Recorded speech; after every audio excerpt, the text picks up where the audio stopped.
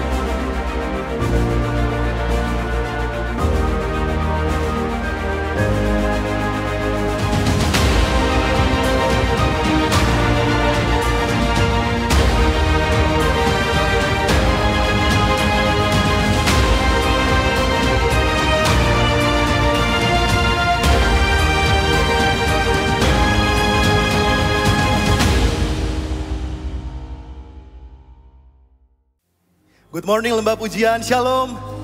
Shalom Bapak Ibu Saudara.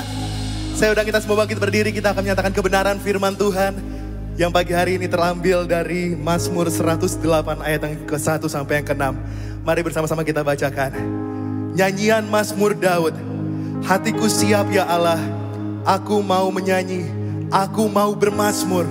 Bangunlah hai jiwaku, bangunlah hai gambus dan kecapi, aku mau membangunkan fajar. Aku mau bersyukur kepadamu di antara bangsa-bangsa ya Tuhan. Dan aku mau bermazmur bagimu di antara suku-suku bangsa. Sebab kasih-Mu besar mengatasi langit, dan setiamu sampai ke awan-awan. Tinggikanlah dirimu mengatasi langit ya Allah, dan biarlah kemuliaan-Mu mengatasi seluruh bumi. Mari berikan sorak-sorai yang paling meriah untuk Raja di atas segala Raja, Yesus Kristus Tuhan. Pagi hari ini saya rindu kita semua boleh menyembah Tuhan, masuk hadirat-Nya yang kudus. God, we thank you for all the week. Kami bersyukur untuk setiap hari dalam minggu ini di mana kami merasakan penyertaan Tuhan terjadi atas hidup kami. Pagi hari ini Tuhan kami bawa sembah kami Tuhan. Oh, we worship you Lord Jesus. And I have every breath to worship you.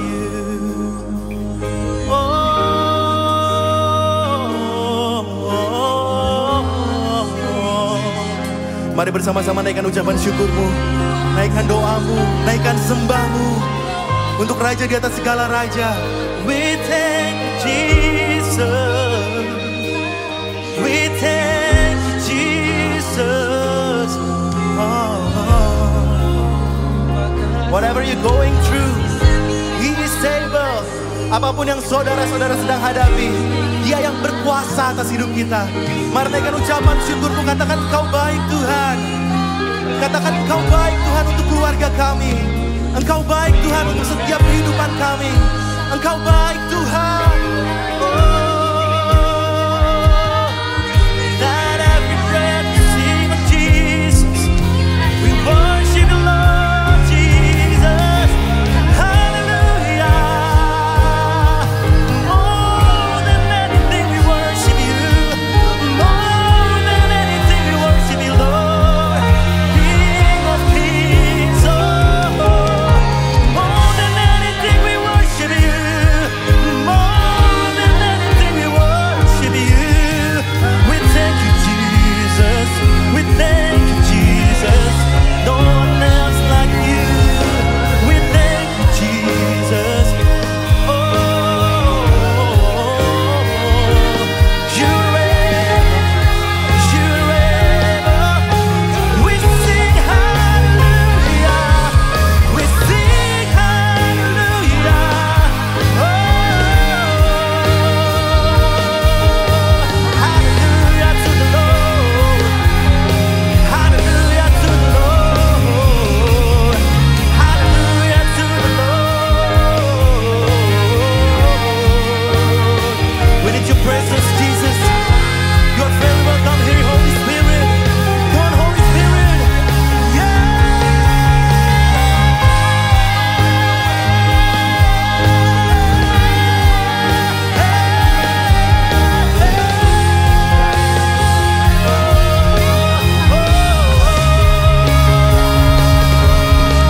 We want to glorify your name, Jesus.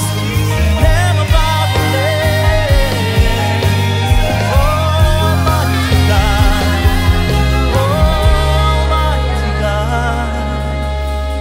We worship you, Lord Jesus. Kami merasakan Tuhan, hadirat-Mu sudah ada di tengah-tengah kami pagi hari ini. We worship you, Lord Jesus. Bawa kami Tuhan semakin dekat kepadamu, Yesus. Draw me close to you.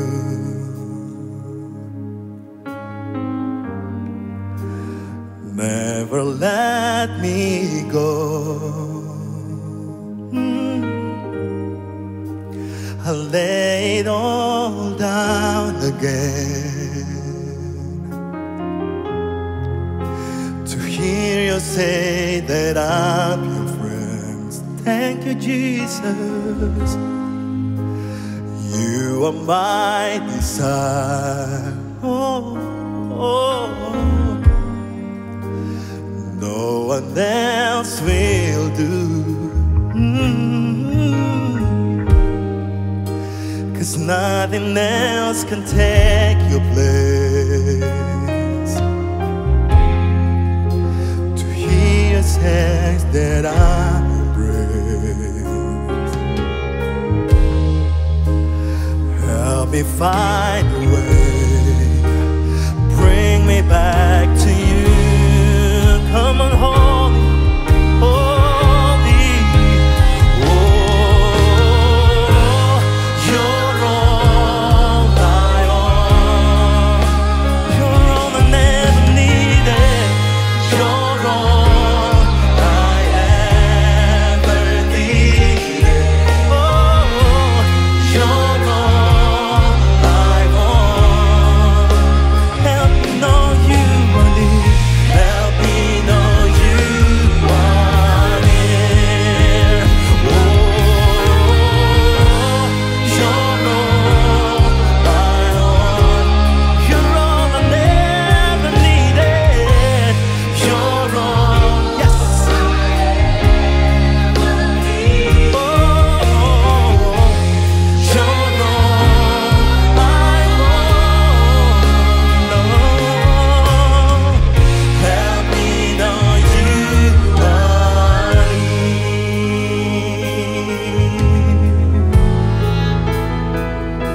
Come on, lembah pujian, sing. Draw me close to you. Yes, Lord Jesus. Never let me go.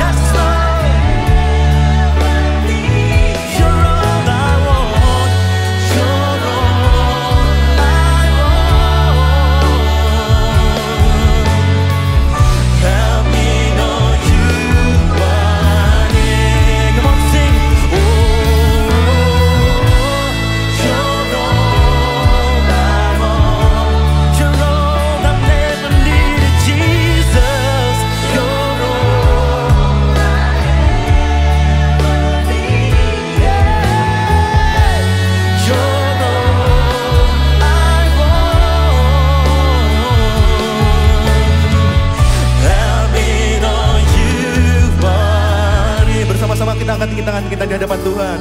Oh, you're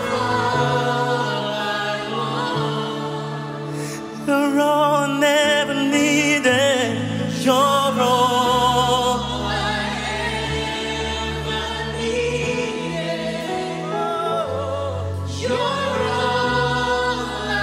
hanya Engkau yang kami inginkan Tuhan, hanya Engkau yang kami perlu Yesus. Help me know you want it one more time. Hey,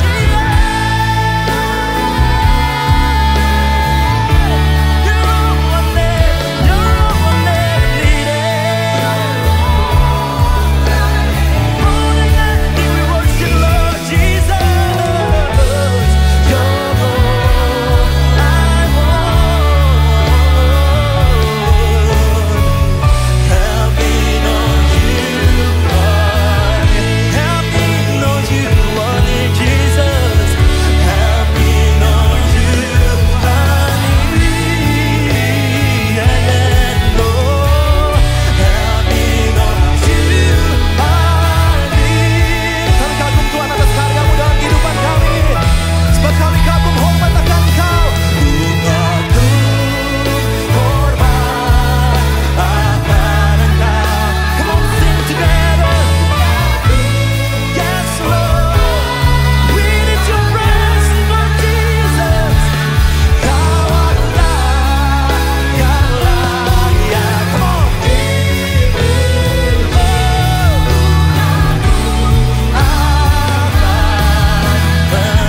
kagum hormat akan Engkau. Ku kagum hormat akan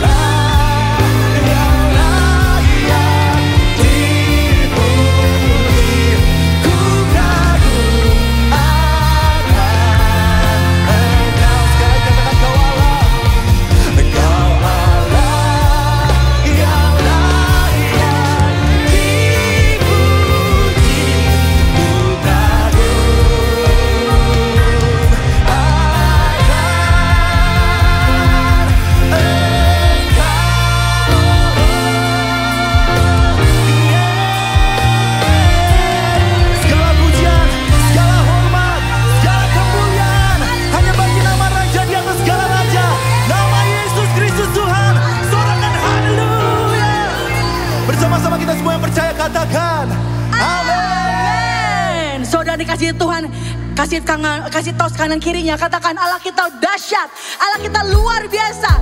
Ajak kau Tuhan, mata kami tertuju padamu Tuhan Yesus. Segala pujian hormat hanya bagi Engkau. Yang bersuka cita katakan haleluya. Kami bertesta akan Engkau Tuhan.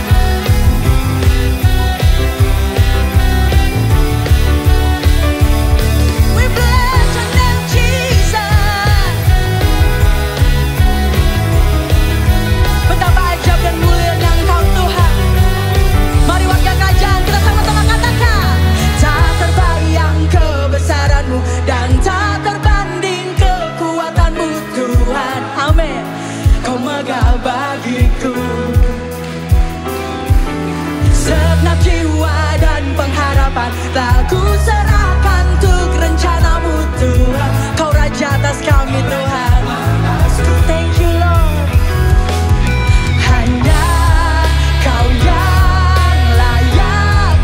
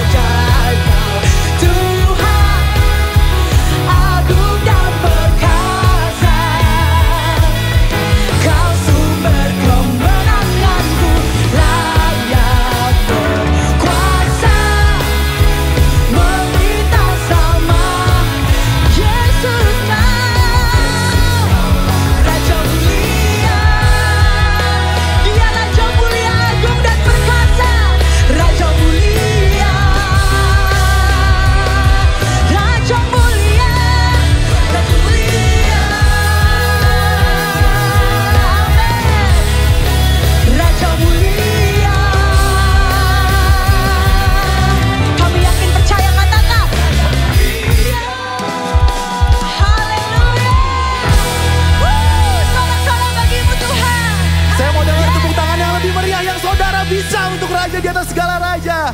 Sebab kita percaya bahwa ada kuasa di setiap pujian kita, amin. Kita menyembah Allah yang berkuasa. Kita menyembah Allah yang hidup. Jadi kalau Bapak Ibu Saudara mau goyang lebih lagi buat Tuhan, jangan malu-malu. You can do it better. Hey.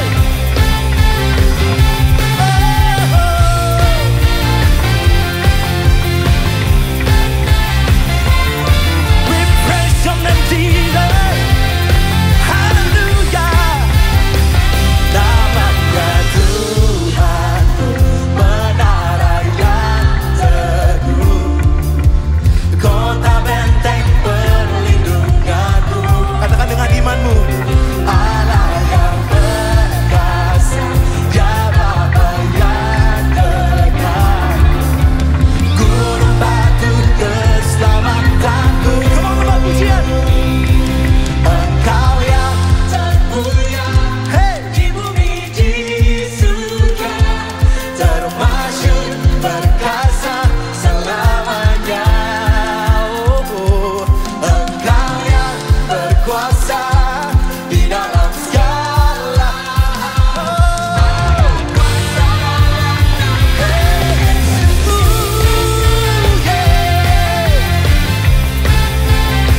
We praise your name, Jesus.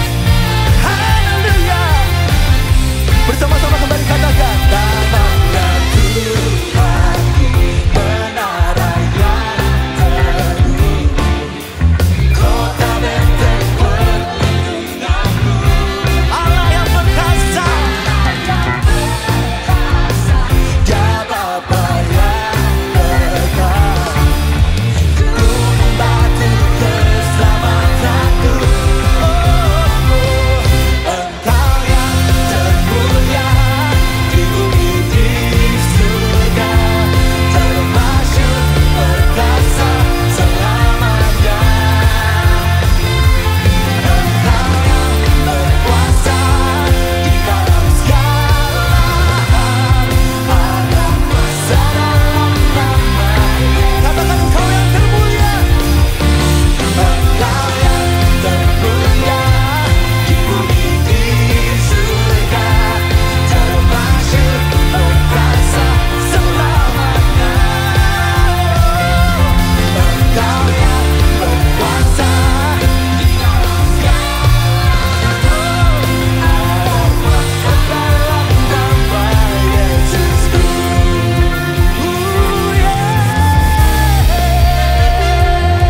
No, no, no. Hey, hey, hey. Bersama-sama katakan nama di atas segala nama. Nama di atas segala nama. Nama yang membebaskan. Mari katakan dengan imanmu. Segala kuasa tunduk pada nama itu. Yesus Tuhan, segala Tuhan. Nama di atas segala nama. Nama yang telah membebaskanku. 1, 2, 3, 4. Segala kuasa tunduk pada nama itu. Yesus Raja, segala raja. Engkau yang termulia, Engkau yang termulia, di bumi di surga, termasyhur perkasa selamanya. Engkau yang berkuasa di dalam segala hal, ada kuasa dalam nama Yesusku. Engkau yang termulia, di bumi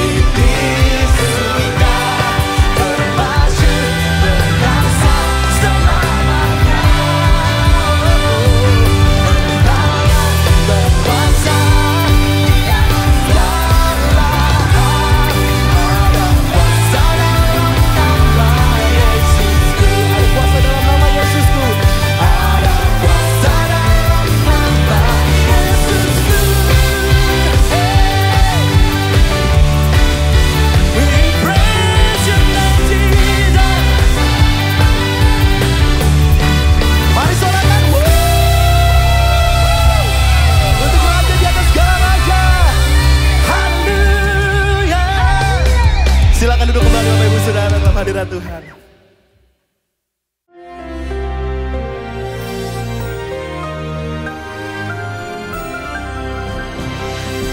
Minggu yang lalu, bahkan bulan yang lalu kita belajar tentang what is authority and how to move with that authority. Bergerak dalam otoritas. Maka sekarang ini kita melihat kehidupan daripada ke-12 murid Tuhan Yesus, Lukas pasal 9. Dan nanti mungkin minggu depan saya bicara tentang 70 murid yang lain. Saya masih ingat yaitu tentang cerita Simpson ketika yaitu istrinya diberikan oleh mertuanya kepada orang lain. Dan dia balas dendam. Balas dendamnya dia mengikat berdua-dua yaitu anjing hutan. Lalu dikasih obor di ekornya. Dan menghancurkan, membakar seluruh ladang daripada Filistin. Filistin gambaran pada kuasa kegelapan. Perhatikan di sini, Yesus memanggil dan mengutus. Apostelo. Jadi yang penting sumber dari otoritas itu siapa yang mengutus. Banyak orang tidak diutus oleh Tuhan, tapi diutus oleh organisasi. Karena itu tidak ada kuasa, tidak ada power dalam hidupnya. Dan firman Allah mengatakan bahwa diberikan apa? Dinamis and authority. Power and authority, dinamis and exousia. Dua. Jadi yang pertama itu kuasa. Cuma ini dititipkan karena belum menerima kepeduan Roh Kudus. Seperti dalam kisah para rasul. Banyak orang cuma berhenti sampai Yesus bangkit dari antara orang mati. And then what? Lah kenapa ada kitab kisah para rasul, surat Rasul Paulus dan selanjutnya? Kalau tidak kan cuma berhenti di 4 Injil saja. 4 kitab Injil itu maksudnya. Dan di sini kita lihat sumbernya adalah siapa yang mengutus. Dan diberikan power and authority untuk apa? Mengusir roh-roh jahat. Dan untuk menyembuhkan segala macam penyakit. Ketika itu mereka diperintahkan untuk memberitakan. Ini penting. Apa yang kamu beritakan? Diberitakan tentang Injil Kerajaan Allah. Dan apa bukti bahwa Tuhan itu hidup? Perform healing. Saya masih ingat ketika kita pergi menginjil untuk memberitakan kerajaan Allah ke pulau sebelah yaitu Pulau Lombok, saudaraku, di kota Mataram, Ampenan sana. Dan di sana kami diberitakan bahwa Timotius Arifin dan kelompoknya ini adalah pengajaran sesat. Dan saya masih ingat bagaimana waktu itu sebagai orang yang dianggap bertanggung jawab, yaitu pemimpin Mas Kristen waktu itu. Dia datang dengan wajahnya ditekuk, saudaraku. Tangannya begini. Kelihatan marah sekali. Duduk paling depan untuk mendapat bukti apa yang saya sampaikan ini Alkitabiah atau tidak. Tidak penting, saudaraku. Tidak cocok dengan politik, nggak apa-apa. Yang penting Alkitabiah, benar kan? Dan pada saat itu ada seorang ibu yang sukar berjalan. Berjalannya itu begini, sukar sekali bahkan setengah lumpuh begitu. Dan dia pergi kepada orang-orang yang dianggap ya orang mengerti begitulah. Dan disuruh makan kura-kura kecil. Bukan tambah sembuh, tambah jalannya tambah tidak bisa, saudara. Tapi waktu itu ketika saya bersama Bapak Samuel Yusuf yang sekarang ada di sini, kami berdoa berdua, kuasa Tuhan turun. Dan ibu itu bahkan setengah berlari di depan orang itu. Kagetlah ini Pak Nyoman ini, saudaraku, dia berdiri sebab apa? Ibu yang tua itu, Encim ini adalah saudara masih keluarga dari istrinya. Dan hari itu saudara, kami tidak usah bela diri, beliau yang buka jalan buat kita dan berdirilah gereja Rock yang sekarang ada di Mataram, saudara ya. Jadi pemberitaan kerajaan Allah selalu disertai dengan kesembuhan, pengusiran setan, sebab Tuhan memberikan yaitu authority, kita authorized, ditegaskan, diutus untuk memberikan pengaruh. God bless you, pergunakan itu supaya nama Tuhan dipermuliakan. Saya mengutip apa yang dikatakan Morris Cerullo, dunia memerlukan apa? Proof producer, ya, memproduksi bukti bahwa Yesus itu hidup. Tuhan memberkati kita semua. Be a proof producer. God bless you. Amin. Shalom umat Tuhan. Bagaimanakah respon Anda ketika kita menerima kesempatan untuk menabur? Mungkin di antara kita ada yang menyikapi dengan biasa-biasa saja karena menganggap hal itu merupakan suatu liturgi yang harus dilakukan dalam ibadah. Atau mungkin ada yang mengeluh, ya persembahan lagi. Tetapi saya percaya pasti di antara kita banyak yang menyambutnya dengan penuh antusias karena kita mengerti bahwa ini adalah saatnya kita berinvestasi di dalam kerajaan surga. 2 Korintus 9 ayat yang ke-7 mengatakan, hendaklah masing-masing memberikan menurut kerelaan hatinya, jangan dengan sedih hati atau karena paksaan, sebab Allah mengasihi orang yang memberi dengan sukacita. Firman Tuhan ini mengingatkan kepada kita untuk memberi dengan kerelaan hati. Orang yang memberi dengan rela hati, ketika melakukannya, tidak disertai rasa sedih karena harus kehilangan beberapa lembar dari dompetnya, atau harus merasa sedih ketika mengetahui bahwa saldo di rekeningnya pasti akan berkurang. Dan firman Tuhan ini mengingatkan kepada kita bahwa kita harus memberi dengan ketulusan hati kita. Rasa sedih itu akan muncul ketika kita mulai hitung-hitungan. Jika aku memberi sekian, apakah aku bisa memenuhi kebutuhan hidupku yang ini? Ketika kita mulai berhitung cukup atau tidak menggunakan kekuatan pikiran kita sendiri, itu artinya kita sedang meragukan kuasa Tuhan, bahwa Dia adalah Jehovah Jireh, Allah yang sanggup memenuhi segala keperluan kita. Dan Dia sanggup menolong, Dia sanggup membukakan jalan bagi hidup kita. Memberi dengan kerelaan hati artinya juga ketika kita melakukan tidak dengan berat hati. Karena jika berat hati itu artinya terpaksa, dan orang yang terpaksa tidak akan melakukan dengan ketulusan hatinya. Jangan terpaksa ketika harus menabur. Jangan berkata, aku terpaksa memberi karena sudah disodorin amplop persembahan. Aku terpaksa menabur karena sudah ditayangkan barcode payment. Sehingga aku merasa tidak enak kalau harus diam saja. Jadi terpaksalah aku memberi, terpaksalah aku menabur. Warga kerajaan, jangan mempunyai pemikiran seperti itu. Jangan pernah terpaksa ketika harus menabur. Tetapi yang harus kita lakukan adalah kita harus memberi dengan sukacita, dengan hati suasana yang penuh sukacita, sama seperti ketika Tuhan memberkati kita. Maka kita akan melihat bagaimana Allah mengasihi orang-orang yang memberi dengan sukacita. Mari kita berdoa. Terima kasih Tuhan untuk berkat yang Tuhan sudah berikan kepada setiap kami. Dan inilah saatnya kami mau melakukan firman-Mu. Kami mau beri yang terbaik. Kami mau memberi dengan kerelaan hati kami. Kami mau memberi dengan ketulusan hati kami. Dan kami mau memberi dengan penuh sukacita seperti yang Tuhan sudah ajarkan kepada setiap kami. Kami siap memberi di dalam nama Tuhan Yesus Kristus. Haleluya. Amin. Selamat menabur. Tuhan Yesus memberkati. Haleluya, saya ajak untuk saudara bangkit berdiri bersama. Kita nyatakan Engkau setia Tuhan, dulu, sekarang, dan selamanya. Engkau tidak pernah berubah dalam kehidupan kami Tuhan Yesus. Kami mengangkat tangan kami untuk menyembah Engkau Tuhan. Haleluya.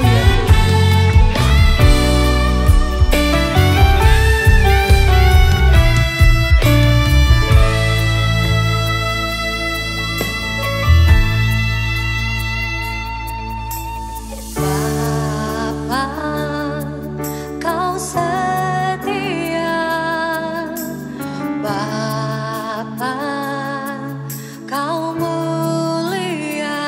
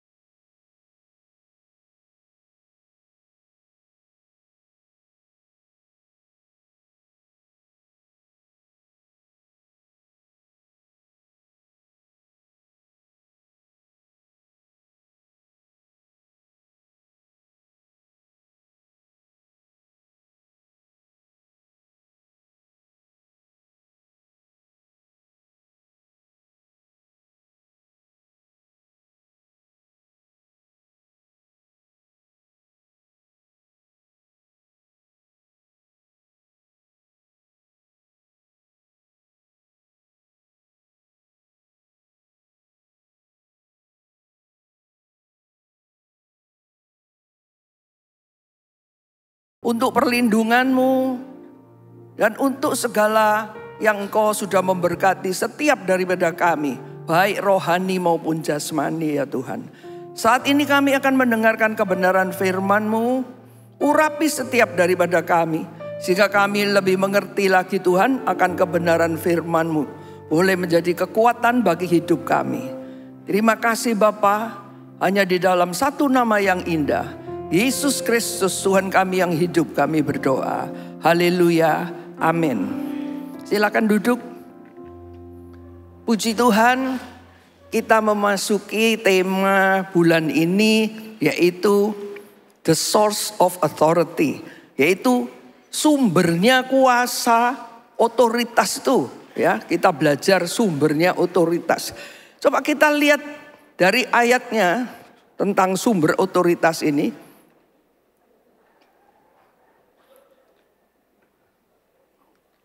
Ayat yang pertama dari Matius 28 ayat 18. Yesus mendekati mereka dan berkata, "Kepadaku telah diberikan segala kuasa di surga dan di bumi." Jadi kuasa surga dan bumi sudah diberikan kepada Tuhan Yesus. Dari mana? Dari mana Tuhan Yesus mendapatkan kuasa dari surga maupun di bumi? Yaitu dari Bapaknya yang di surga. Ya. Kuasa otoritas Tuhan Yesus diberikan dari Bapa surgawi. Karena itu kita yang percaya di dalam namanya, yang sudah diangkat menjadi anak-anaknya, kita patut menyembah Dia, tidak ada yang lain. Ya, hanya satu-satunya yang kita sembah adalah Tuhan Yesus Kristus saja, tidak ada yang lain. Itu harus menjadi pegangan kita.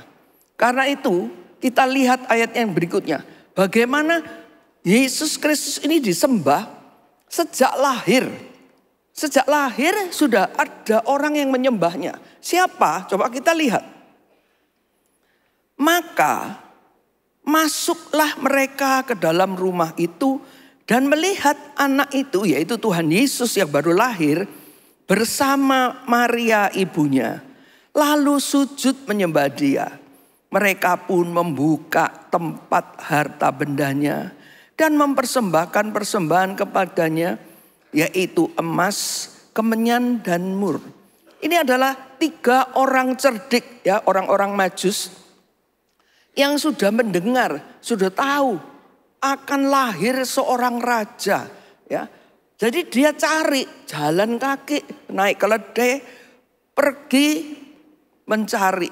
Dan akhirnya ketemu di goa, satu goa, dan dia ketemu dan mempersembahkan apa yang terbaik yang mereka punya. Ya, yaitu emas, kemenyan, dan mur. Itu yang mereka punya yang terbaik.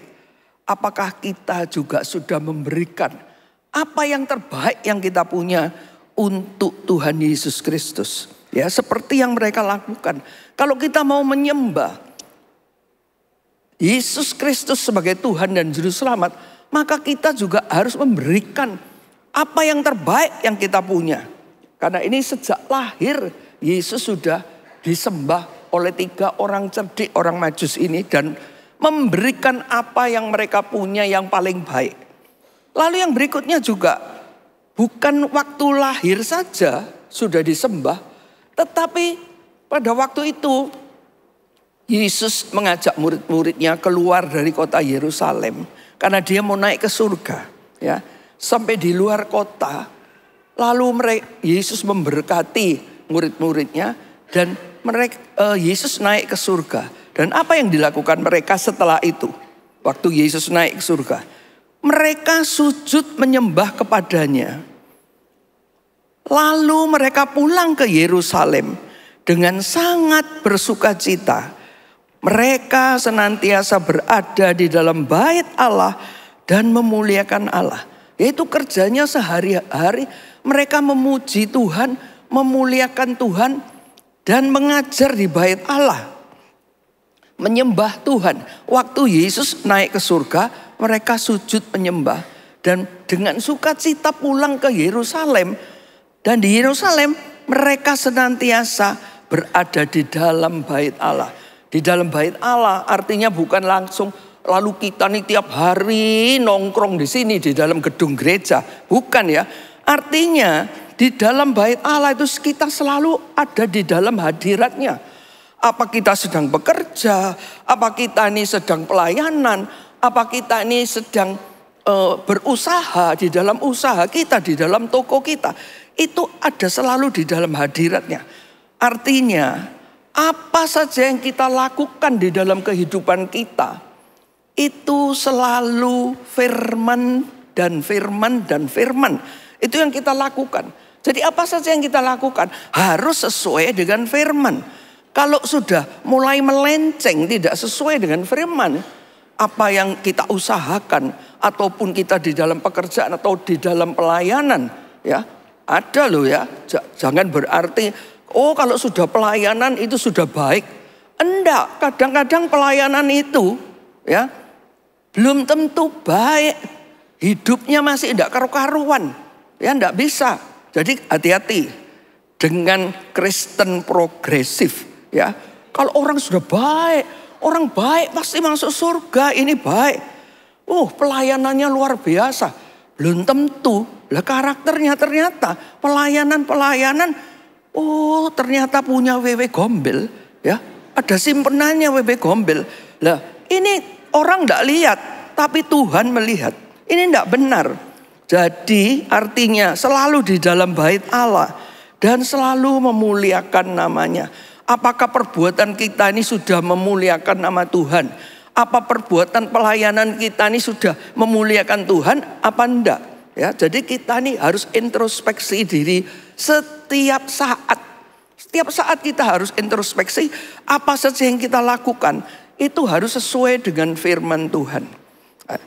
Ini mengenai penyembahan kepada Yesus Kristus yang sudah jelas kita harus lakukan setiap saat ya. Lalu yang berikutnya ada keraguan-raguan. Mungkin di antara kita sudah percaya Yesus sebagai Tuhan dan Juru Selamat. Tapi kok kadang-kadang karena situasi, karena kondisi, karena masalah, lalu kita jadi ragu-ragu.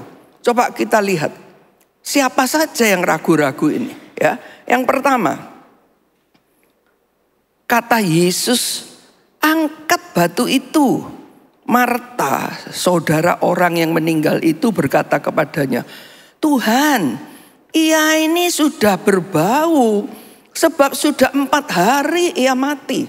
Ya, ini ceritanya bagaimana Lazarus meninggal. Lazarus ini saudaranya Marta. Ya. Disuruh minggirkan itu batunya, sudah dikubur loh ya. Di dalam lubang kubur sudah ditutup. Pinggirkan itu batunya. Tapi apa kata Marta? Dia ragu-ragu. Masa iya Tuhan ini bisa menghidupkan orang sudah mati. Dia sudah bau, sudah 4 hari mati. Ya. Karena apa? Dia kok ragu-ragu? Karena dia ini kerjanya itu seksi repot.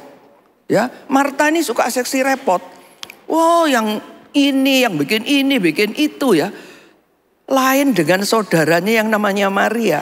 Kalau Maria, saudara Marta, itu selalu duduk di bawah kaki Yesus dan mendengarkan pengajarannya, mendengarkan firman-Nya dan melakukan, belajar melakukan. Marta enggak seksi repot sendiri. Nah ini apa ada di antara kita yang suka seksi repot? Ya, repot aku. Ini ada partner bisnisku. Pas datangnya itu karena mereka belum anak Tuhan ya. Datangnya itu selalu hari Minggu, hari Sabtu terus Minggu. Sabtu dugem-dugem, lalu omong-omong bisnis, terus dilanjutkan hari Minggu. Sehingga tidak ke gereja. Ya. Ini seksi repot. Mungkin juga karena hobinya. Hobinya kalau mancing pagi hari, ini misalkan saya bukan ahli pancing. Jadi ini gambaran saja. Wah mancing, kalau pagi itu subuh itu ikannya banyak. Sehingga karena hobinya mancing. Mancing kalau libur itu hari Minggu. Jadi Minggu subuh mancing supaya dapat ikan. Ya. Akhirnya aduh pulang capek ngantuk, tidak ke gereja, ya, meninggalkan Tuhan. Padahal harusnya tadi apa? Dikatakan menyembah Tuhan saja sejak lahir sampai naik ke surga tetap disembah kok, ya. Apalagi kita yang sudah diangkat menjadi anak-anak Allah, kita harus tetap menyembah setiap saat. Ini Marta, ya, ragu-ragu karena seksi repot. Jadi kita jangan ribut, repot dengan apa yang menjadi sikon kita. Ya, tapi kita harus kembali kepada firman dengan iman yang teguh, percaya kepada Tuhan ini loh. Seperti bulan yang lalu kan firmannya mengenai biji sesawi. Kalau engkau punya iman sebesar biji sesawi aja, kecil ya, seperti butirnya pasir, engkau bisa memindahkan gunung itu. Artinya segala masalah apapun yang kita hadapi, kalau kita pegang teguh firman, percaya Tuhan membukakan jalan, itu pasti Tuhan akan membukakan jalan. Ya, percaya asal punya. Lah kalau sak butir pasir aja enggak punya ya enggak akan terjadi apa-apa. Tapi biar kecil tapi punya iman yang teguh, itu akan terjadi. Lalu yang berikutnya coba kita lihat. Siapa lagi tuh yang suka ragu-ragu? Ya. Yang berikutnya adalah Abraham. Ya, firmannya dari Kejadian, lagi firman Tuhan kepadanya, akulah Tuhan yang membawa engkau keluar dari Ur Kasdim untuk memberikan negeri ini kepadamu menjadi milikmu. Kata Abram, waktu itu belum diganti namanya sama Tuhan, masih Abram, ya. Ya Tuhan Allah, dari manakah aku tahu bahwa aku akan memilikinya? Ragu-ragu, tidak percaya. Padahal sudah disuruh keluar, dia sudah percaya. Wah, ini Tuhan yang nyuruh ini. Aku keluar dari Ur Kasdim. Ya, sehingga pergi kemana saja yang Tuhan bawa. Lah Tuhan sudah membawa ke Kanaan. Jadi sudah sampai di negerinya Kanaan. Lalu ini akan kuberikan kepadamu loh ya. Tapi Abram mengatakan, Tuhan masa sih? Gitu loh ya. Masa sih ini diberikan? Belum percaya dia. Belum percaya. Ya. Dia tidak percaya kalau tidak ada yang mustahil bagi Tuhan, itu tidak percaya. Karena apa? Namanya masih Abram, belum dibaptis ya. Ya. Tapi kalau kita sudah menerima Tuhan Yesus sebagai juru selamat satu-satunya dan memberi diri kita dibaptis dalam nama Bapa, Anak dan Roh Kudus. Roh Kudus sudah ada di dalam diri kita loh. Ya, di dalam hati kita. Ini yang akan membimbing kita, akan menuntun kita apa saja yang kita lakukan. Dia yang memberi hikmat kepada kita, yang akan menuntun, memberikan jalannya, ya, jalan yang sesuai dengan firman-Nya. Ini yang akan terjadi kalau sudah dibaptis. Sehingga kalau belum dibaptis, orang di luar sana belum dibaptis, tidak ngerti. Ya kayak Abram ini, karena waktu itu belum dibaptis rupanya sama Tuhan ya. Karena namanya masih Abram. Begitu juga setelah namanya diganti Abram menjadi Abraham. Sarai menjadi Sarah. Baru dia punya iman yang teguh kepada Tuhan. Yang tadinya masih ragu-ragu, belum percaya ya. Tidak ada yang mustahil bagi Tuhan. Saya pernah mengalami suatu hal ya. Bagaimana karena saya ini suka beli tanah ya. Jadi waktu itu saya pergi ke Nusa Dua. Wah, ini tanah bagus. Jadi saya beli. Yang punya namanya Pak Wayan. Saya beli dari Pak Wayan tapi karena suratnya belum beres, masih girik ya. Itu jadi saya kasih uang muka aja 10 juta. Saya bayar 10 juta kepada Pak Wayan. Nanti urus suratnya ya Pak. Kalau suratnya sudah jadi kita AJB di notaris. Dia bawa ke rumah saya itu temennya juga. Jadi dia berdua sama temennya Pak Oke namanya. Lalu lama saya telepon, Pak mana sudah jadi enggak itu suratnya? Dia datang lagi ke rumah saya sama Pak Oke itu lagi. Memberi saya 2 sertifikat. Ya, Bu ini aja buat pegangan Ibu. Ternyata uang saya yang 10 juta itu dia pakai jalan-jalan ke Jakarta sama Pak Oge ini. Jadi dia enggak ngurus suratnya. Tapi saya dibawain 2 sertifikat. Sertifikat 2 ini punyanya namanya Pak Oge. Dan bukan di Nusa Dua, tapi di Bajre. Lalu coba ibu lihat, bagus.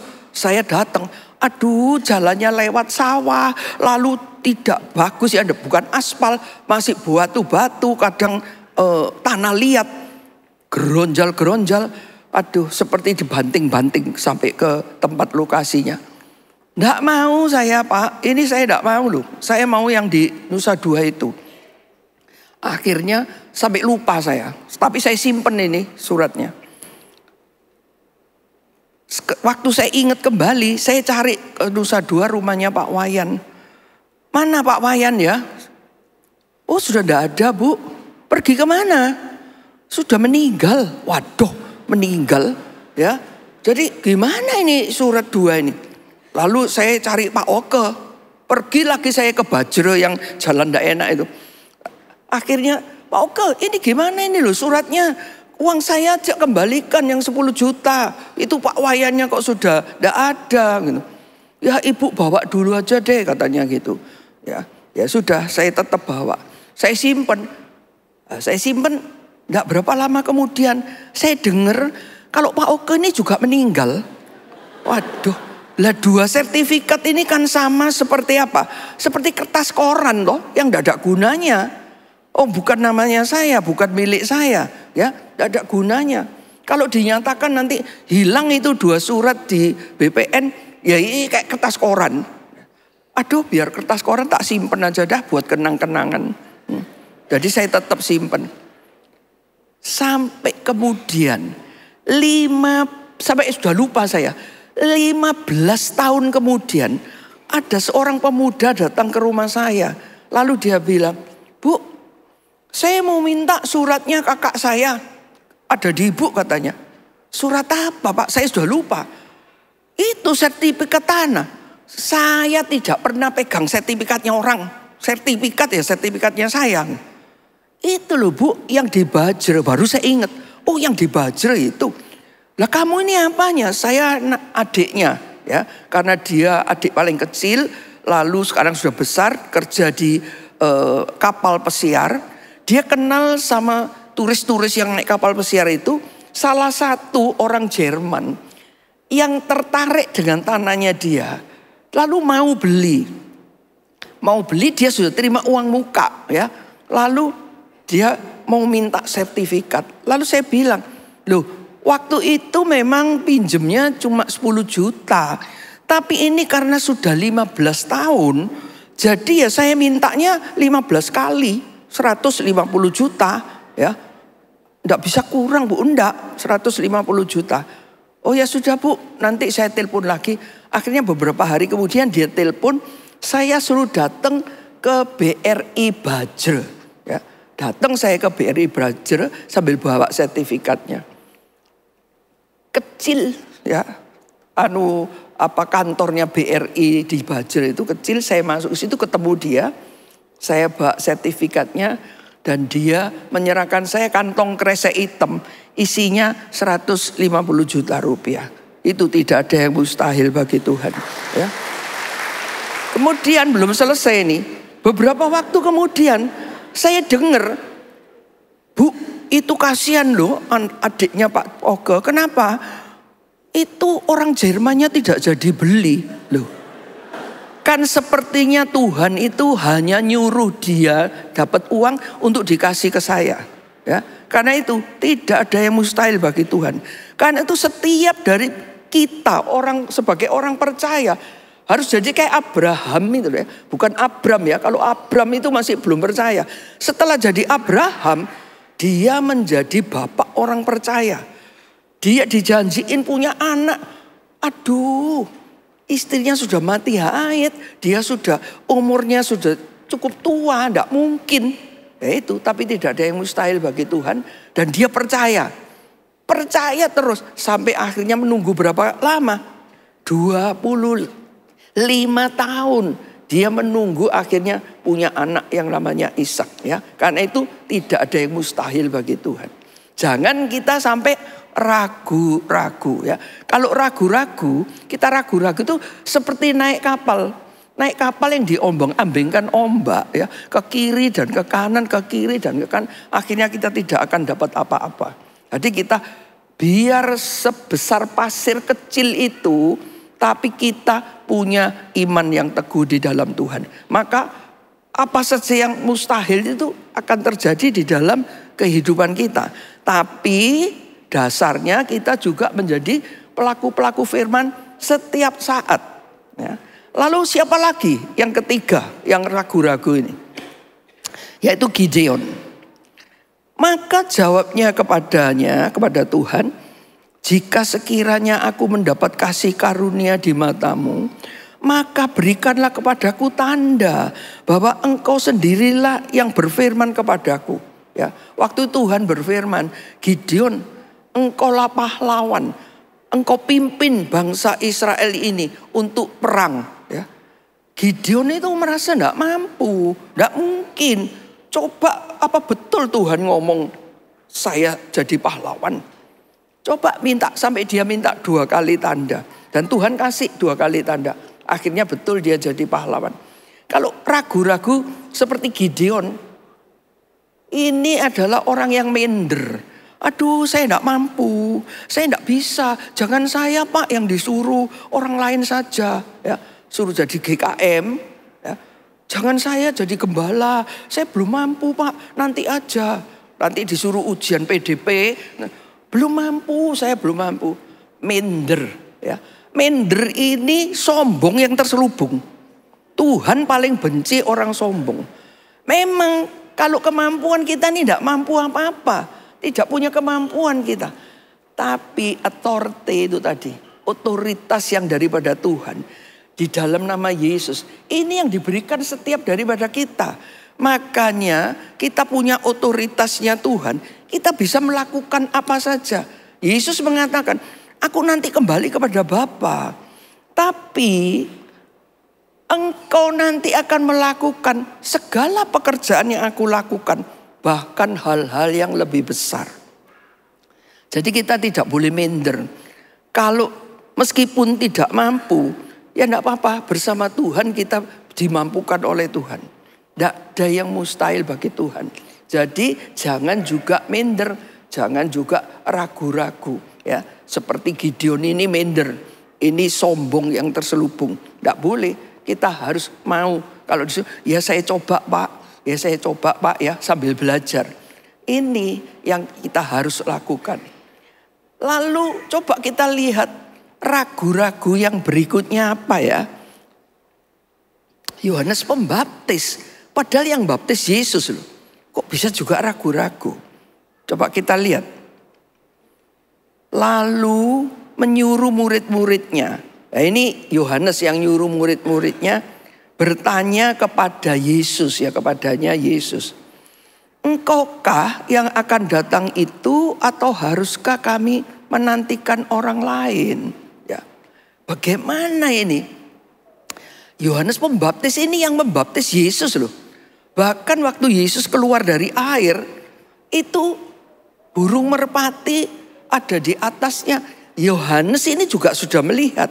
Lalu ada suara yang berkata, Bapak Sorgawi mengatakan, dialah orang yang berkenan bagiku. Ya, Tuhan berkenan pada Yesus yang dibaptis oleh Yohanes Pembaptis. Bahkan Yohanes ini juga mengatakan, akan datang setelah aku yang lebih besar. Kalau aku membaptis dengan air, dia yang datang setelah aku akan membaptis engkau dalam roh dan api. Ya, membuka tali kasutnya aku juga tidak pantas. Dia sudah mengatakan kayak begitu loh. Berarti waktu itu dia kan sudah mantap tahu Yesus itulah Mesias ya, yang ditunggu-tunggu. Lah kok setelah berjalan waktu, kok dia mulai ragu-ragu, tanya, nyuruh temennya, menyuruh murid-muridnya. Coba tanya, apa dia itu ya yang memang disuruh datang, apa orang lain? Ragu-ragu. Ya. Ini karena apa? Ini apakah ada dari antara kita yang seperti model kayak Yohanes Pembaptis ini? Tadinya sudah percaya, sudah punya iman yang teguh, sudah melakukan pekerjaan-pekerjaan pelayanan yang ya. Tetapi mulai ragu-ragu karena iming-iming dunia. Ya. Dunia di di selebriti itu, kalau kita lihat selebriti itu kan luar biasa. Waduh, kok bisa punya ini, punya. Apalagi Raffi Ahmad itu kok punya sogenya luar biasa ya, kayanya luar biasa. Terus nanti ada ini ditunjukkan rumahnya. Rumahnya kayak istana-istana. Kok enak ya? Nah, mulai terganggu. Mulai kepingin ya, keinginan. Jadi yang membuat dosa itu ya bukan barang-barangnya itu, bukan situasi-situasi dunia, tapi keinginannya kita sendiri. Apakah kita keinginannya itu tertarik dengan hal duniawi? Itu akan terhimpit sehingga mulai ragu-ragu. Sama seperti orang yang menaburkan benih. Ada yang jatuh di jalan, ya dimakan burung, enggak jadi apa-apa.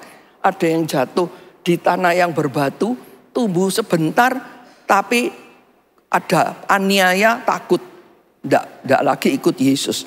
Ada yang tumbuh di antara ilalang, ya, yaitu sama seperti yang orang ditekan dengan duniawi ini, tertarik pada dunia, sehingga akhirnya tidak berbuah, bertumbuh tapi tidak berbuah, enggak ada gunanya. Buat apa coba tanaman aja tidak ada buahnya, enggak ada gunanya.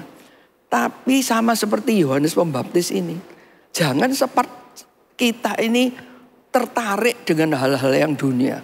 Saya teringat baru itu saya lihat di tayangan bagaimana Kaisang dan yang suka lucu-lucu perempuan itu siapa namanya ya, berdua mereka mewawancara apa itu artis-artisan, apa betul artis saya enggak tahu ya. Waktu ditanya, aduh mbak itu cincinnya berapa itu ya? Oh ini 5 karat. Malah dia jawab, waduh saya enggak ngerti karat, saya cuma ngerti yang gram-gram saja ya. Jadi 5 karat, berapa harganya? Oh ini 10M. Duh cincin 10M ya. Wih lah kalungnya mbak, kalungnya. Oh kalau ini karatnya lebih besar, ini mungkin 20 karat ya.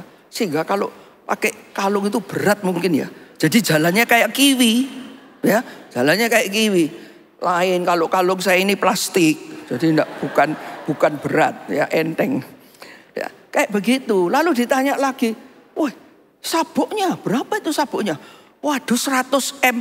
Aduh saya bayangkan ya, ini kinclong-kinclong semua, kinclong-kinclong. Antingnya juga 10M. Ber-MM itu sak badan. Jalannya kan kayak itu loh, pohon terang. Ya. Pohon terang kalau hari Natal itu kan modelnya kayak begitu. Ya. Nah, jangan kita terikat dengan hal-hal yang duniawi. Kita ini sudah harus terikat dengan yang rohani. Jangan yang dunia-dunia. Ya. Ini Yohanes Pembaptis ini sudah tahu, tapi kok bisa ragu-ragu? Karena terhimpit dengan keinginan-keinginan duniawi. Ya. Coba kita lihat berikutnya. Siapa lagi ini? Thomas. Ini yang kelima ini Thomas. Ya kita sudah tahu. Maka kata murid-murid yang lain itu kepadanya, kami telah melihat Tuhan. Tapi Thomas berkata kepada mereka, sebelum aku melihat bekas paku pada tangannya, dan sebelum aku mencucukkan jariku ke dalam bekas paku itu, dan mencucukkan tanganku ke dalam lambungnya yang habis ditusuk sama tombak, sekali-kali aku tidak akan percaya.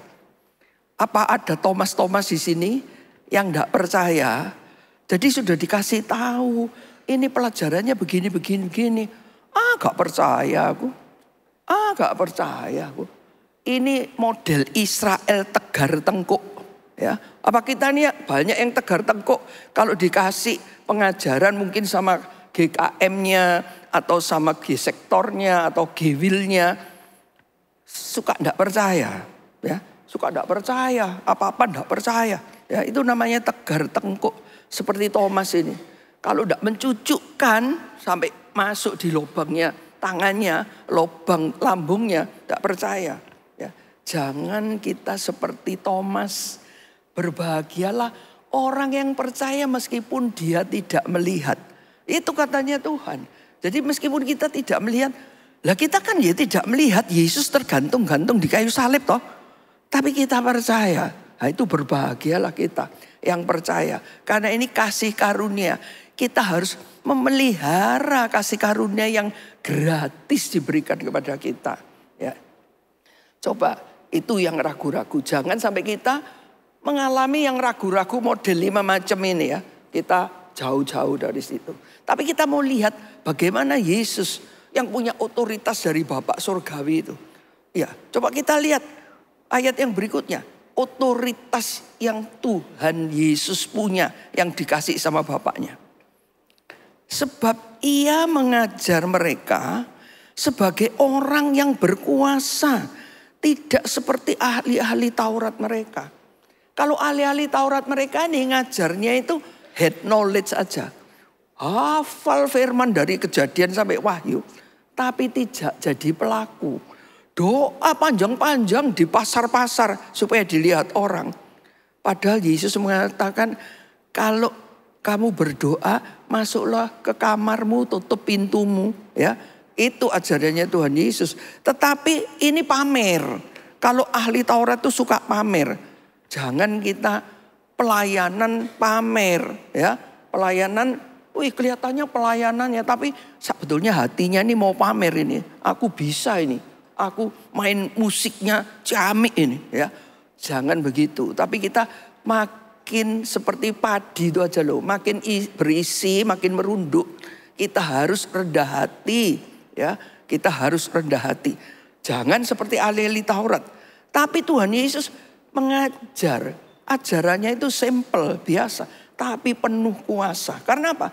Dia punya otoritas dari Bapa Surgawi.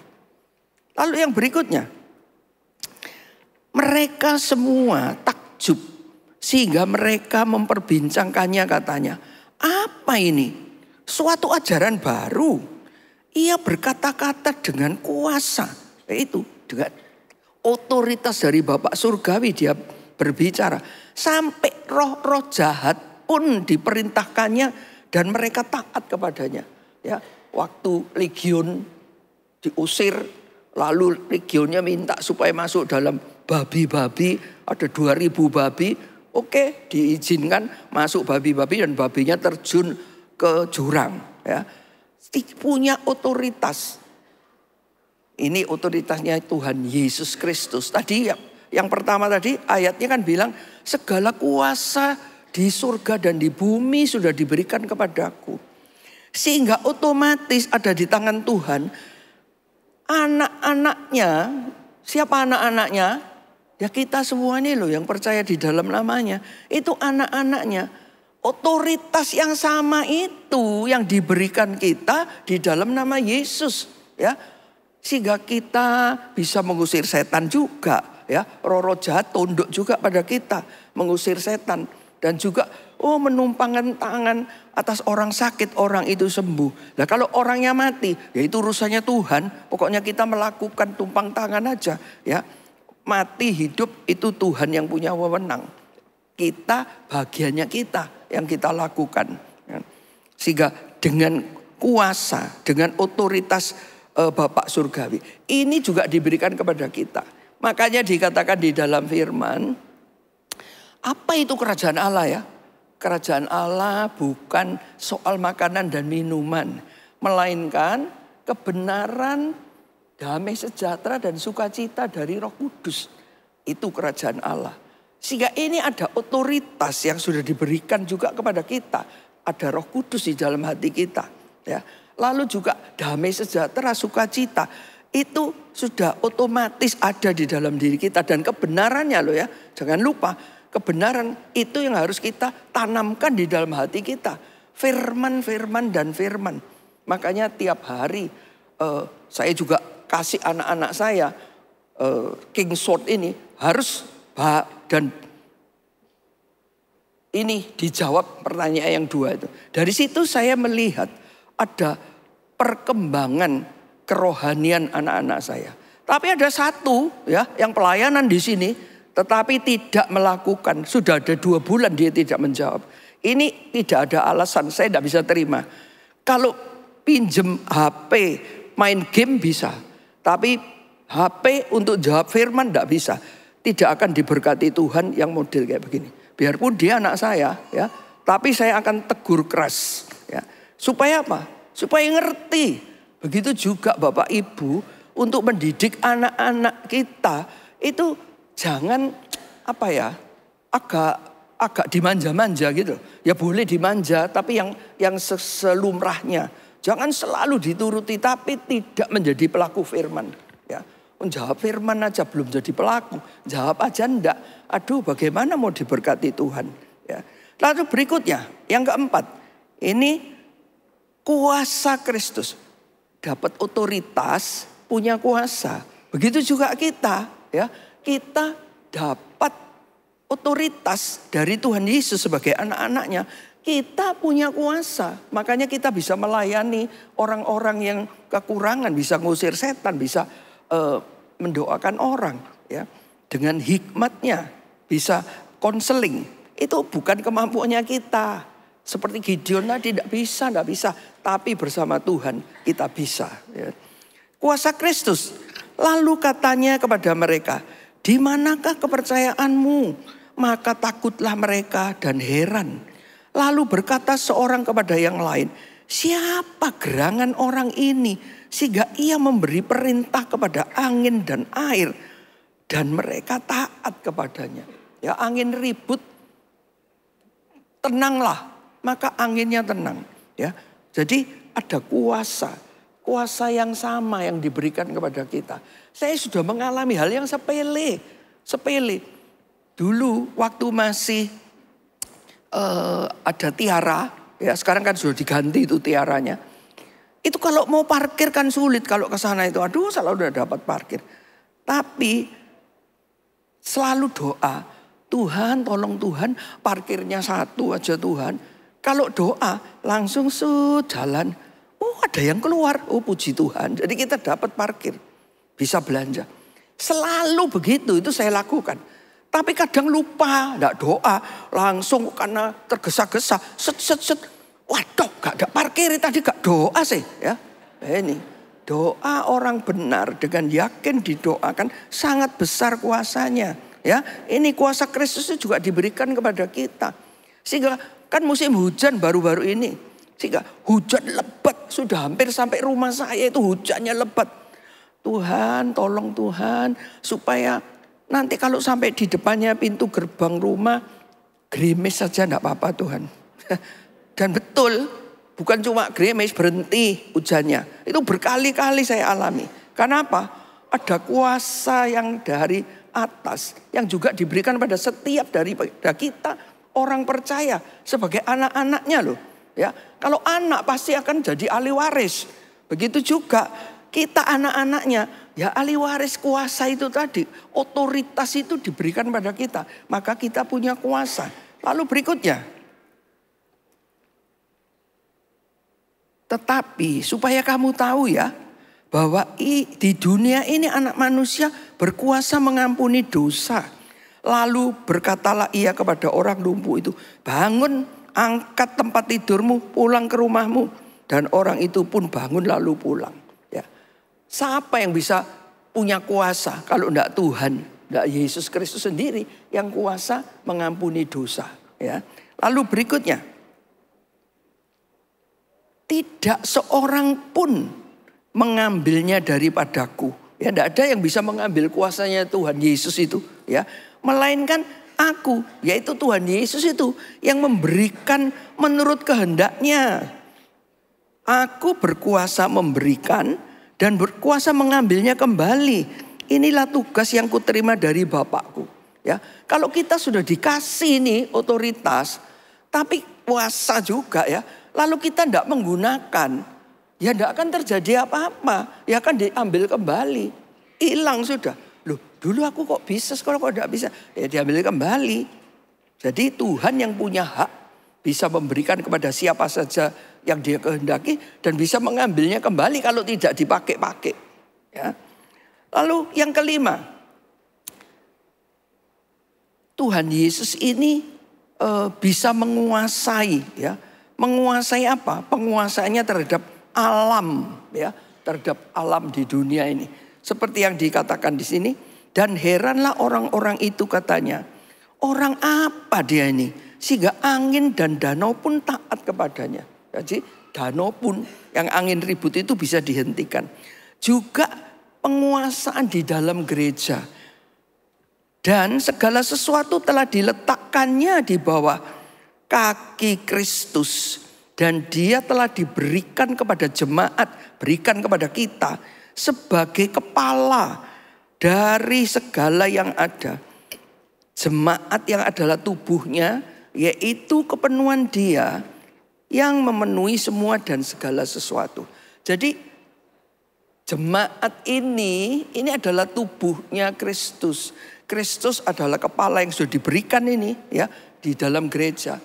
Ini kepalanya Kristus. Kita ini yang jemaat ini tubuhnya, ada yang jadi mata, ada yang jadi telinga, ada yang jadi kaki, ada yang jadi tangan. Jadi apa saja yang kita diberikan tugas oleh Tuhan, itu kita lakukan dengan baik. Ya. Lalu yang terakhir, ada kuasa ilahi yang dia punya. Ya. Yang dipunyai oleh Yesus Kristus ini kuasa ilahi. Yang duduk di sebelah kanan Allah setelah dia naik ke surga. Sesudah segala malaikat, kuasa dan kekuatan ditaklukkan kepadanya. Jadi semuanya itu ada padanya. Jadi kita ini juga punya otoritas di dalam nama Yesus. Ada kuasa untuk melakukan segala pelayanan. Ya. Coba kita lihat, saya ada 2 video. Coba kita perhatikan video ini. Bisa setelkan video yang pertama ya. Kita lihat apa yang ini. Coba ini, angsa sama anjing kecil ini. Ya, anjing kecil ini sendiri, tidak ada orang tuanya. Jadi dipelihara baik loh. Loh digendong-gendong sama angsa ini, diajak kemana-kemana sama bebek ini ya. Bayangkan, setelah dia bertumbuh dewasa, dia membantu juga nolongin anak-anaknya bebek. Sehingga akhirnya dia juga balas merangkul juga sama induk bebek. Jangan khawatir, aku juga menyertaimu. Ya. Dari gambaran ini kita bisa menarik kesimpulan. Kalau kita sudah diangkat menjadi gembala komsel, ya, kita harus juga menggembalakan ini. Mulai kita digembalakan, ya kita belajar. Waktu jadi anggota, jadi di bawah komsel, kita belajar. Setelah kita diangkat, jangan seperti Gideon ya, minder, enggak. Tapi kita mau, kita menjadi gembala komsel. Kita juga harus muridkan itu, yang anak-anak bebek itu kan dipelihara. Kita juga memelihara anggota-anggota kita yang baru itu loh.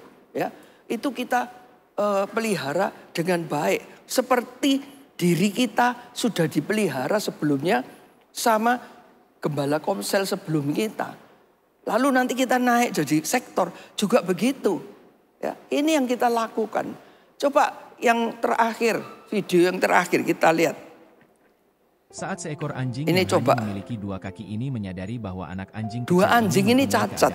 Jadi anjing yang dewasa itu kakinya cuma 2 belakang saja.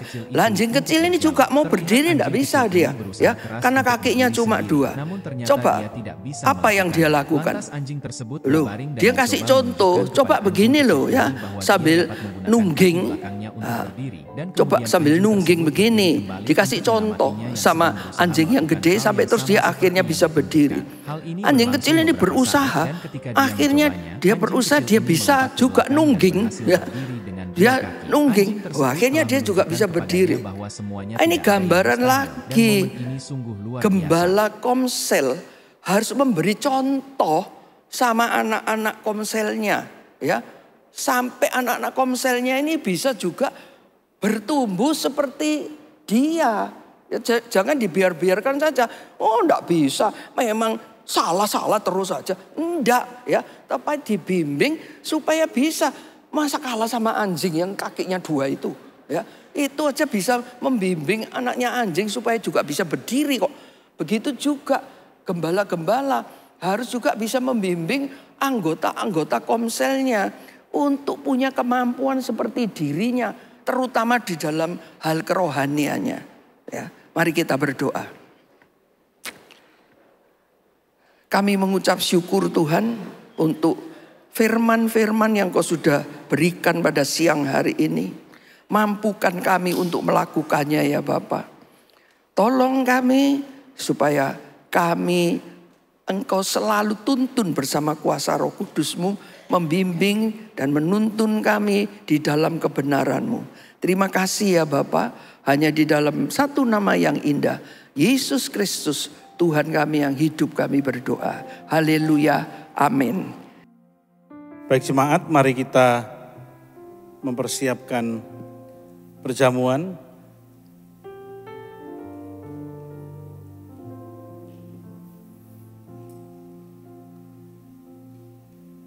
Bagi jemaat yang belum menerima bisa mengangkat tangannya, nanti para asyir akan membantu. Baik, ya, dari belakang. Bagi yang sudah, mari saya undang bangkit berdiri.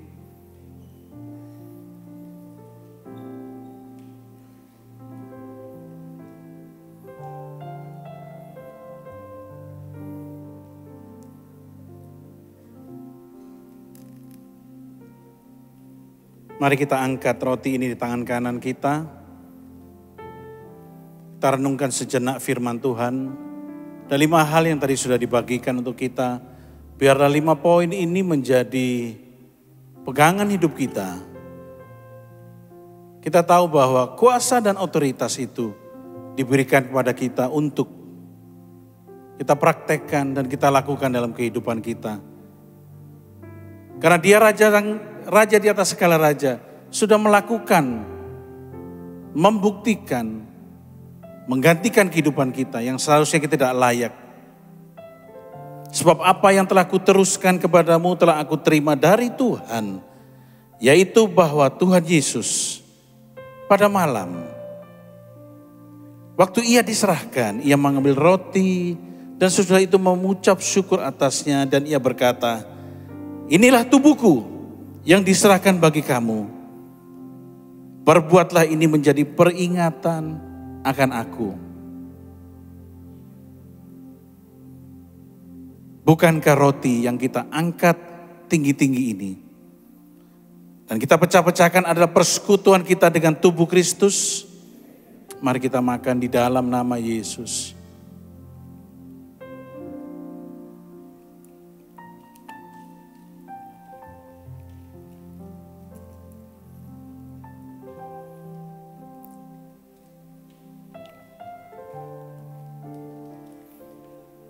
Mari kita angkat anggur perjamuan ini di tangan kanan kita, letakkan tangan kiri di dadamu. Mari kita cek kembali. Apakah kita sudah menjadi pelaku-pelaku firman? Demikian juga yang mengambil cawan sesudah makan dan berkata, cawan ini adalah perjanjian baru yang dimeteraikan oleh darahku, perbuatlah ini setiap kali kamu meminumnya untuk menjadi peringatan akan aku. Kita dimeteraikan oleh perjanjian baru. Di dalam darah ada kehidupan. Dan darah memeteraikan kita, memerdekakan kita. Bukankah cawan pengucapan syukur yang atasnya kita ucapkan syukur ini adalah persekutuan kita dengan darah Kristus? Mari kita minum di dalam nama Yesus.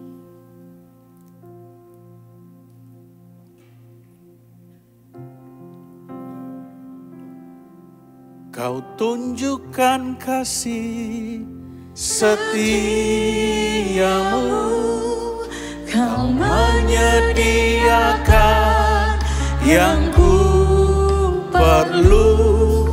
Kau setia, kau mulia, dulu, sekarang dan selamanya. Kau tunjukkan kasih setiamu.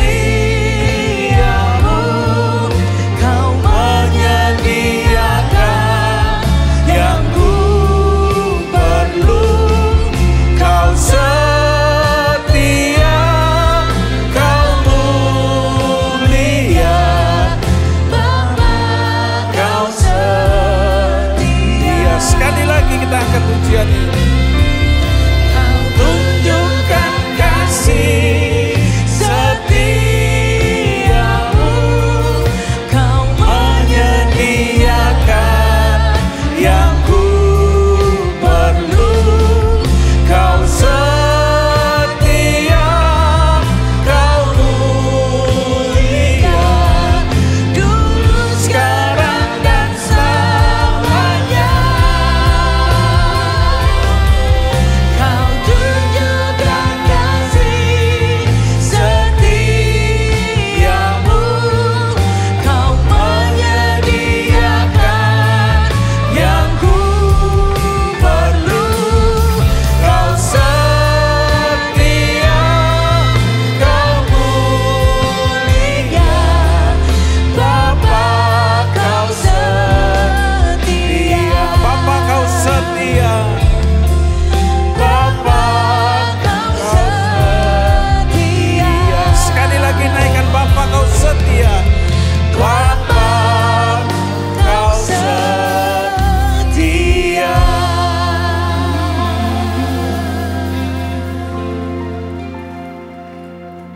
Kami bangga, kami mempunyai Bapa yang setia. Kami kagum, kami mempunyai Bapa yang tidak pernah mengingkari janjinya.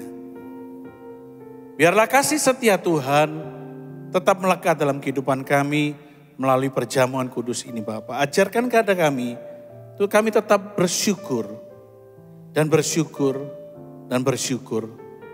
Bahwasannya untuk selamanya kasih setia Tuhan. Di dalam nama Yesus. Haleluya. Amin. Silakan duduk Bapak Ibu Saudara sekalian. Mari kita bangkit berdiri, kita terima berkat daripada Tuhan. Firman Tuhan katakan demikian di dalam Yosua 21 ayat 45. Dari segala yang baik yang dijanjikan Tuhan kepada kaum Israel, tidak ada yang tidak dipenuhi, semuanya dipenuhi. Demikian pula buat kita semua yang cinta Yesus, yang hidup dalam kebenarannya. Dari segala yang baik yang dijanjikan Tuhan kepada Bapak dan Ibu, tidak ada yang tidak dipenuhi, semuanya terpenuhi. Mari terimalah berkat ini, angkat kedua belah tangan Bapak dan Ibu. Tuhan memberkati engkau, Tuhan melindungi engkau. Tuhan menyinari engkau dengan wajahnya dan memberi engkau kasih karunia. Tuhan menghadapkan wajahnya kepadamu, takkan pernah ia berpaling daripadamu. Damai sejahteranya, shalom, penyertaannya, pimpinannya, kekuatannya akan ada di setiap musim hidupmu. Sehingga kemenangan demi kemenangan akan Bapak Ibu alami sepanjang hidup Bapak dan Ibu. Sampai Maranatha, sampai Tuhan Yesus datang kembali.